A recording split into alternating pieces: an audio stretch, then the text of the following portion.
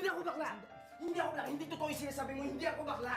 Nog. Alam ko nakakatakot sa umpisa.